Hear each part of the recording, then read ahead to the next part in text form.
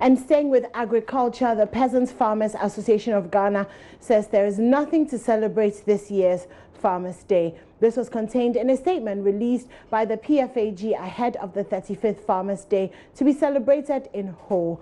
According to the farmer-based organization, it is worrying and would be ridiculous to members of PFAG who represent the majority of smallholder farmers in Ghana to observe the nation holidaying and rejoicing in celebrating of farmers when most of PFAG members are suffering with post-harvest losses and lack of market. I've been joined in the studio by rice farmer and executive member of the PFAG, Mr. Charles Nyaaba, for more. Good morning, sir.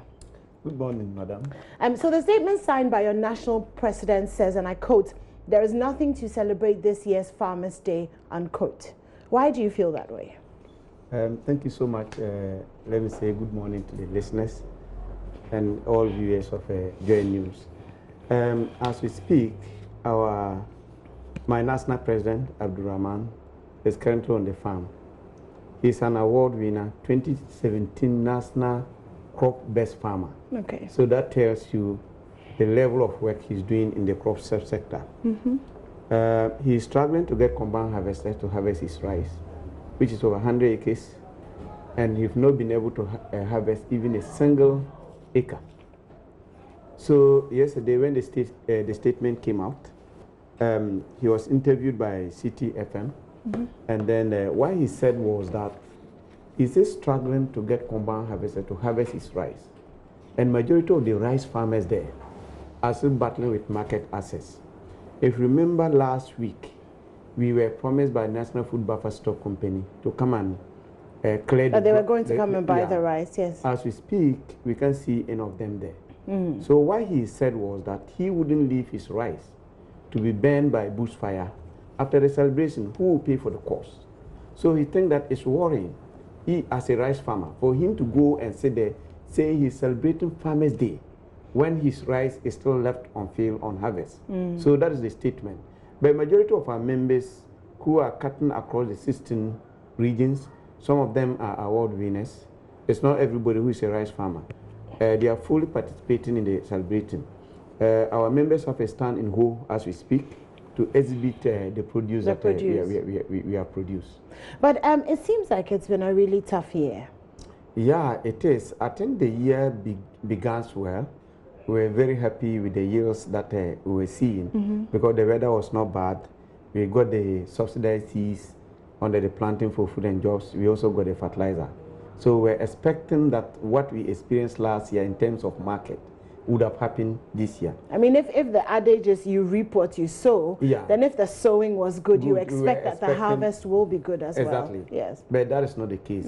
And all happened because the largest off-taker of rice this year refused to come and off-take the rice, even though we had several discussions.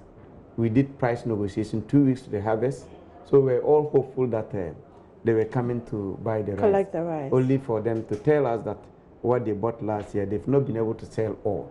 So it won't make economic sense for them to continue to buy and store when there's no market for it.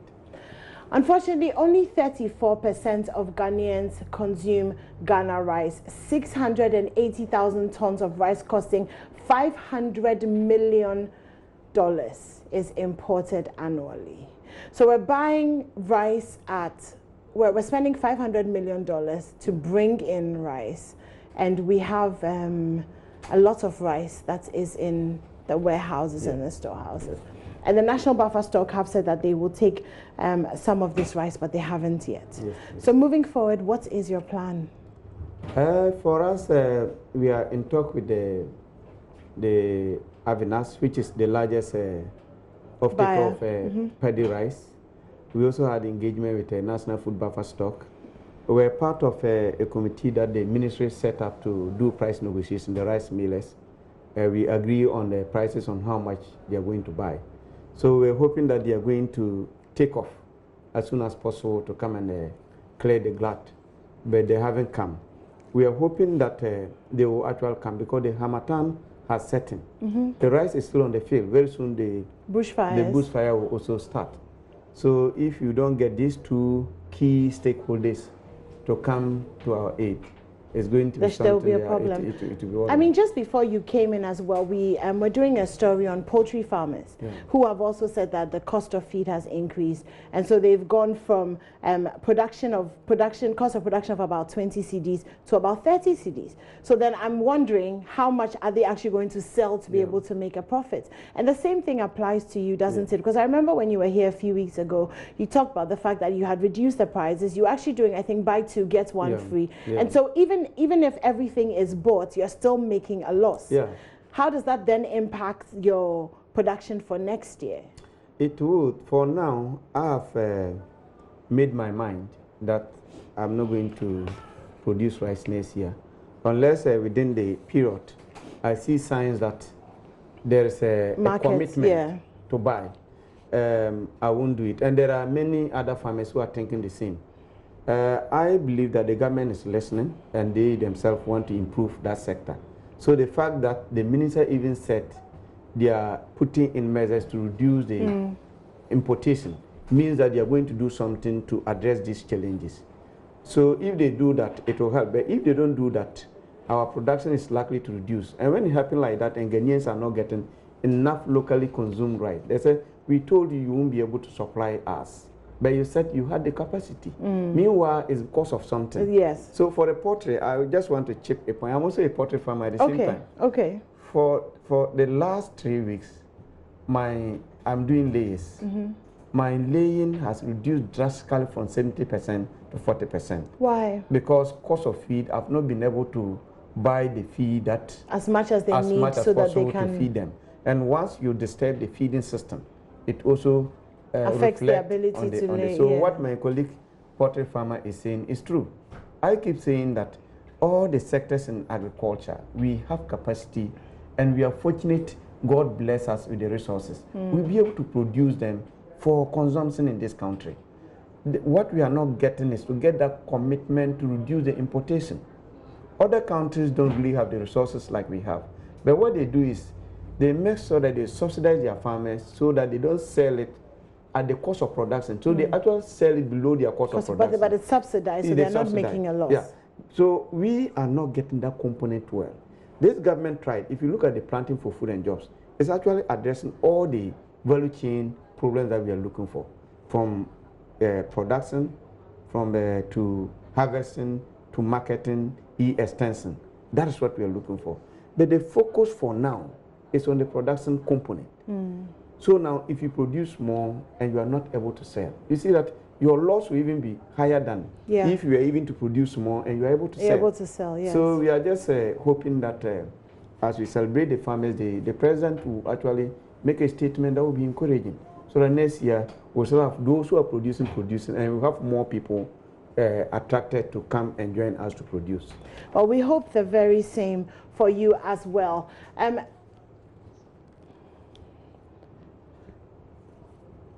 So, what would you recommend is done at this point? Okay. So, what our recommendation, of which we've given a copy to the ministry, has to do with that. Fine, we are happy with the investment that is made in the production part. Even though we just ended a summit in Abuja, and then Ghana is investing only 3.5% of the national budget on agriculture, which is far below the 10% that we committed ourselves to do. So we hope that in going forward, we will increase investment to the other part of the chain, like the harvesting we are talking about, storage, feeder roads from the farm gate to the main roads where buyers will be able to offtake. We will also be able to, we should be able to also put in measures in place that will attract financial institutions or compel financial institutions to increase their loan portfolios on agriculture. With that, you have private investors who will be willing to actually take the other component that the farmers will not be able to do, like purchasing of combined harvesters, like processing of the rice, like storing of the rice. If we make it attractive for private sector to be able to get loans from financial institutions, they will come and take up that component. With that, we are reducing the burden on government and also reducing the burden on farmers. Beyond that, governments should actually hold on with the plans to reduce the importation of food that are produced in Ghana. In Ghana, yes. Like some other African countries are doing. Yes, are doing. Nigeria is doing it, and it's working for them. I have been talking to our colleague farmers there, and they're very happy. Yeah, they did it with poultry as well a few years ago. Yeah. Now you are seeing people who were actually running from office to office looking for white collar job, now going to take farming as a business, and they are recruiting graduates, people who complete school, people who don't have anything, and they are going into that sector.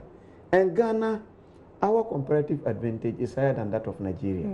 You see, Ghana, if you look at all the food commodities, from vegetables, from cereals, from legumes to fruits, we have fertile lands which is suitable for all these things. All these things. So we need to just increase investment and we'll be good to go. So Mr. Davis Carboy is chairman of the National Farmers and Fishermen Award Winners Association of Ghana. He joins me on the telephone as well. Good morning, Mr. Carboy. Good morning, madam. So what do you make of the Farmers' Day celebration, the challenges that are plaguing the sector? Yeah, thank you very much. And let's see once again. Sir, can you speak up for me a little bit, please? Yeah, can you hear me now? If you could speak up a little bit. Oof. Can you hear me? Yes, very well, thank you. Yeah, so let me say good morning to your cherished listeners. Yes, I think Farmers Day is here with us again. Tomorrow is the 30th Farmers Day celebration, where we're going to award our gallant farmers who, irrespective of their hard conditions, they're able to put 3 square meal on our table for us. So I think that they need to be celebrated. We, as a country, need to appreciate their efforts. And tomorrow we're going to see a couple of new things that are going to happen. So I think that so far so good. We are ready to welcome our new awardees and also celebrate them. Right, and what about the challenges that are plaguing the sector? For example, Mr. Nyaaba has been talking about the fact that there's a lot of rice that has been stored. The poultry farmers are saying that the cost of production is too high. What about those things? Whilst you celebrate, there are many challenges that seem to lay ahead. How do you plan to deal with some of these things? Okay, thank you very much. I think that there's something I can say that business doesn't compete with business, but rather the value chain competes with the value chain. I'm saying this because if you look at the challenge, as a first and foremost, we need to also identify as Ghanaians to be able to consume what we produce here. That is the first thing we need to do. That and also government needs to take the bull by the horn to say that, look, we are reducing importation of various commodities that we produce. Because if you look at Nigeria currently, for the past 3 months, they've closed their borders against goods. It's in the interest to protect their farmers. So I think that we also need, irrespective of ETLS, we need to take a positive defense stand as a country to be able to protect our farmers. And why am I saying this? I'm saying this because, for instance, let's talk about rice. The rice importation to this country is way above what we have. Irrespective of our farmers being able to produce, because go to the north right now, as against previously where people were not able to produce quality rice, yes, and other things. Now our farmers, especially the smallholder farmers, are doing a lot.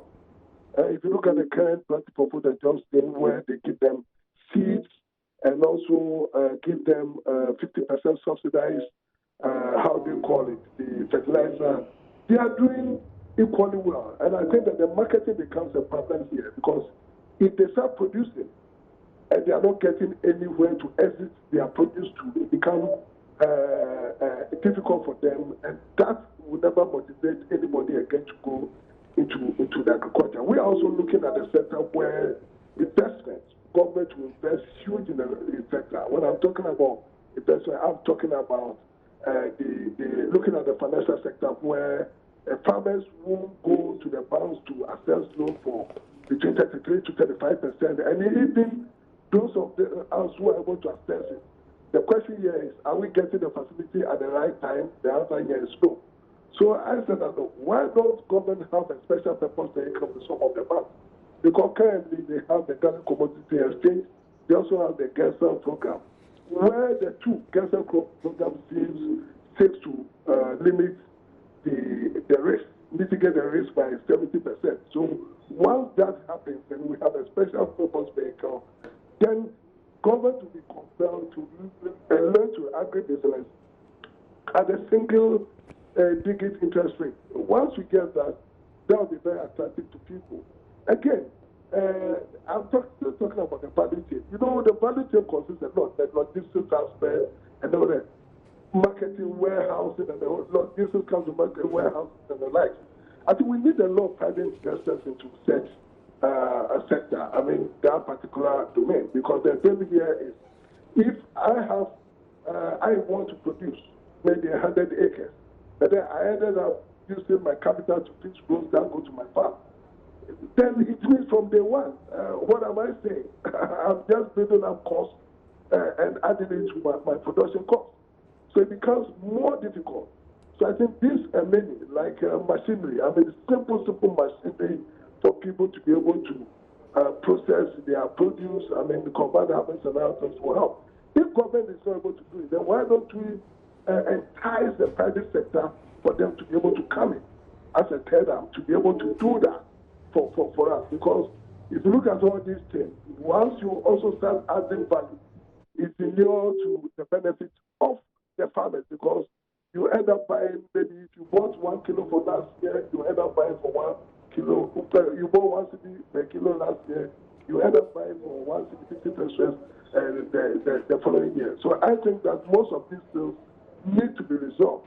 Because celebrate the farmers, yes, we are happy, we have been celebrated. But then we really want a situation where after celebrating us, we'll still go back and still be thinking. I know countries like India where farmers basically committed suicide because. And thank you very much to Mr. Cowboy for joining us this morning. Mr. Nyaaba, so Mr. Cowboy mentioned that perhaps the private sector should be roped in if governments do not have the capacity to solve the problems with the agricultural sector. What are your thoughts on that? I think I perfectly agree with my colleague Kabo, all the issues he raised. That was what I was saying earlier.